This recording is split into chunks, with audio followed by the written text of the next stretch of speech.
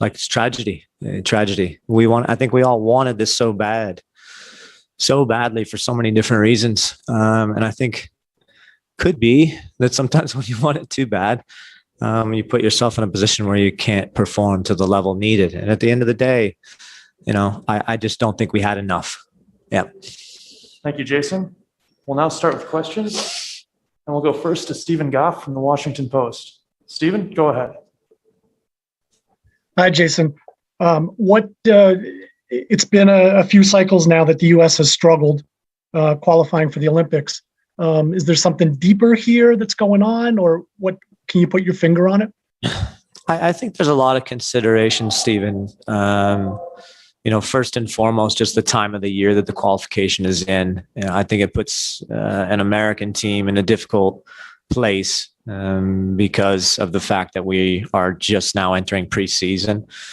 I felt like last year the timing of it was a little bit better because the MLS season had already played, 3 or 4 matches. So I think that's difficult.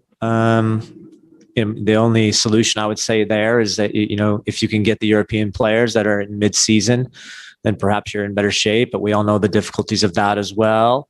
So I mean, those are the couple of things that jump out to me that just make it a difficult prospect. Not to say that we weren't good enough to get it done, because I do believe we had enough quality in our team. We had enough ability in our team. We had enough fight and commitment, but just at the end of it tonight, I just didn't think it was quite enough.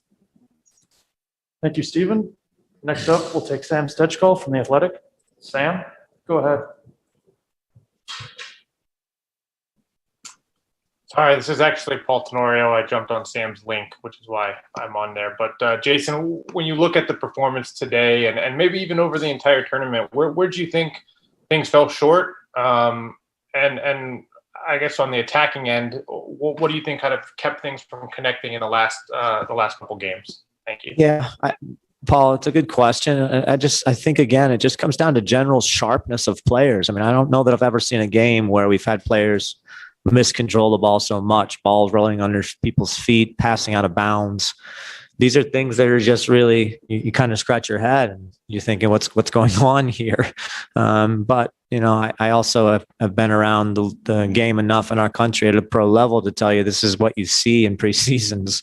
And at the beginning of MLS seasons, it's typical. So, and then, on the quality in the final third, I felt like we got there enough times. We're just lacking, for me, mostly the last pass, but then we even got into areas where we should finish and we don't. So it goes back to, again, from my point of view, the commitment level was there. The guys ran hard and fought and tried to get themselves in the right spots. It's just when we really needed the quality, when we really needed difference makers, I don't think it was there tonight.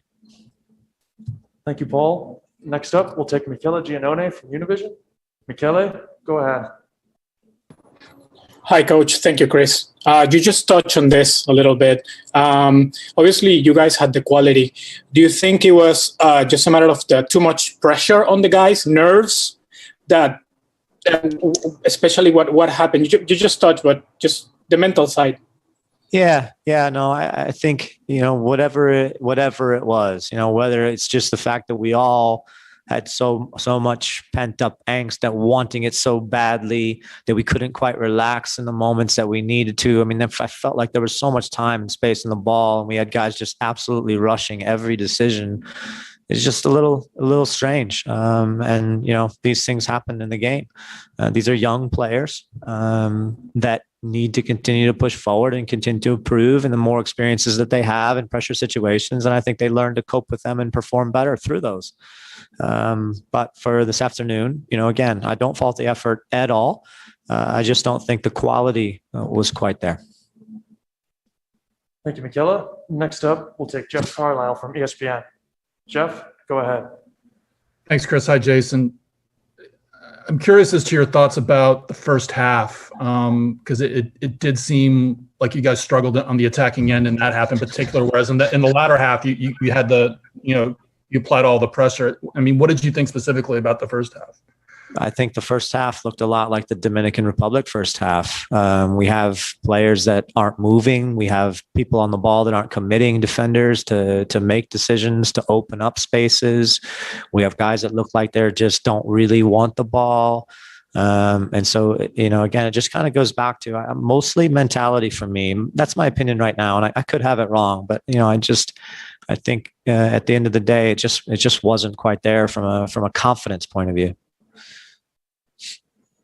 Thanks, Jeff. Next up, we'll take Ron Blum from the Associated Press. Ron, go ahead. Hi, Jason. Looking at this group and looking at the previous groups, are their careers set back in the national team hurt by the failure to reach the Olympics? Yeah. I mean, I in so much as not so much as just this, you'd say this one game or this tournament, that's chance with the national team. I think what you're alluding to, and I think is absolutely correct, is we lose an opportunity to play in an international tournament with more pressure, where these players have to be in these environments and continue to improve with that pressure. So I think if that's what you're asking, yeah, I think you're absolutely right. Last few questions here. Next up, we'll take Jonathan Tannenwald from the Philadelphia Inquirer.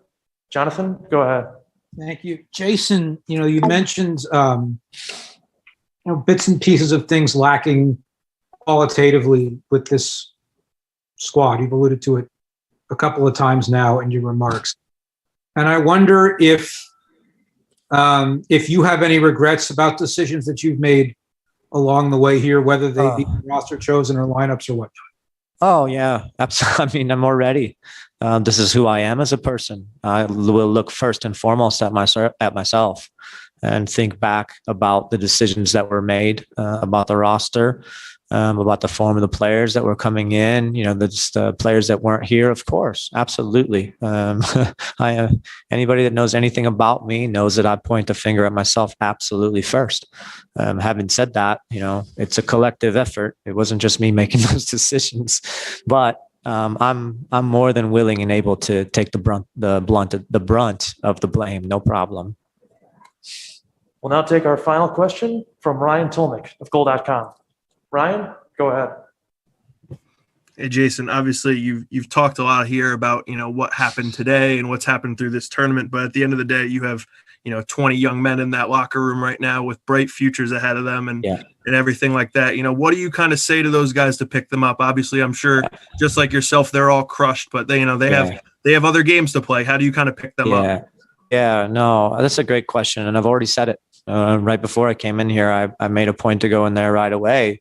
Because ultimately it's my very strong feeling that there are extremely good players with extremely high potential in that room that are young players, and they need to continue to develop, continue to learn, continue to move forward. It's a fact of life. It's a fact of life that you lose more than you win. And it's always going to be about who gets up and moves forward the quickest. And again and again and again. Because these disappointments happen in your life over and over and over again, and you have no choice but to move forward. And I hope that these players do that. Thank you, everyone, for joining us. Jason, thank you for the time. You're very welcome. Everybody take care.